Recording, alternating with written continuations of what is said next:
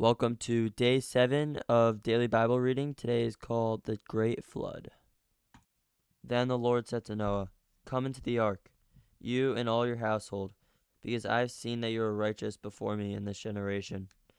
You shall take with you 7 each of every clean animal, a male and his female, 2 each of animals that are unclean, a male and his female.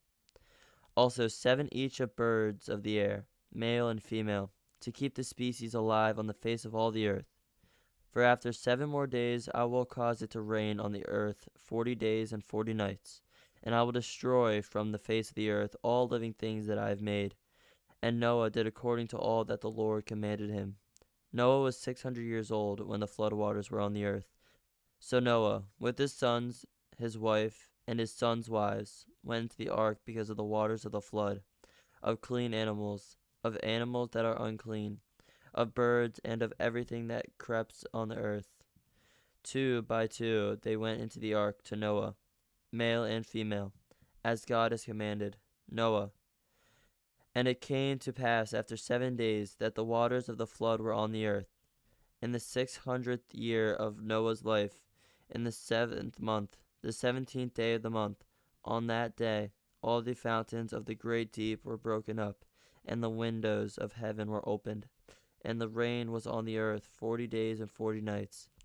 On the very same day Noah and Noah's sons, Shem, Ham, and Japheth, and Noah's wife, and the 3 wives of his sons with them, entered the ark.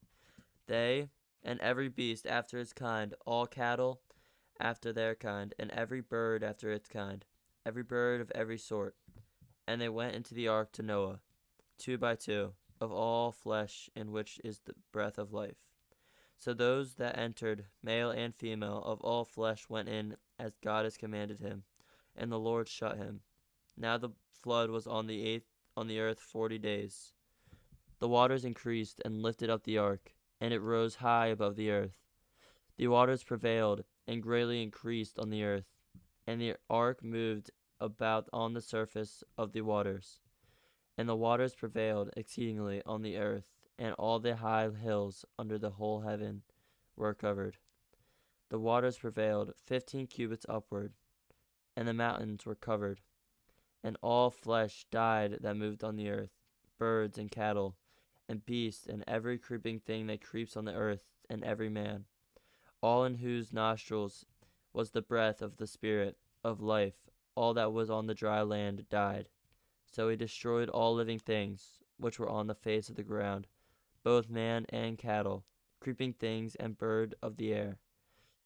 They were destroyed from the earth. Only Noah and those who were with him in the ark remained alive.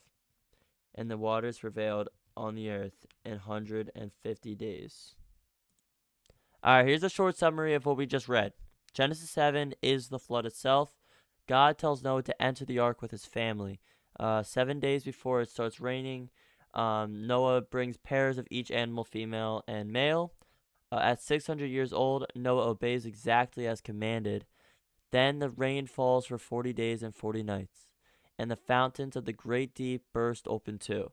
So it's not just rain, it's water rising from below as well. The flood covers even the highest mountains, and everything living on the dry land that wasn't in the arks perish. Only Noah and those with him remained alive, floating above it at all. The chapter ends with the waters prevailing over the earth for 150 days. The lesson that you could probably learn from this chapter is that obedience without hesitation. Noah does not according to all that the Lord commanded him, even building and boarding a massive ark for a flood no one had ever seen before. It's also a sobering picture of the consequences of ignoring God for long enough, paired with the quiet mercy that one family's faithfulness was enough to be spread and carry life forward. Thank you for watching. See you tomorrow.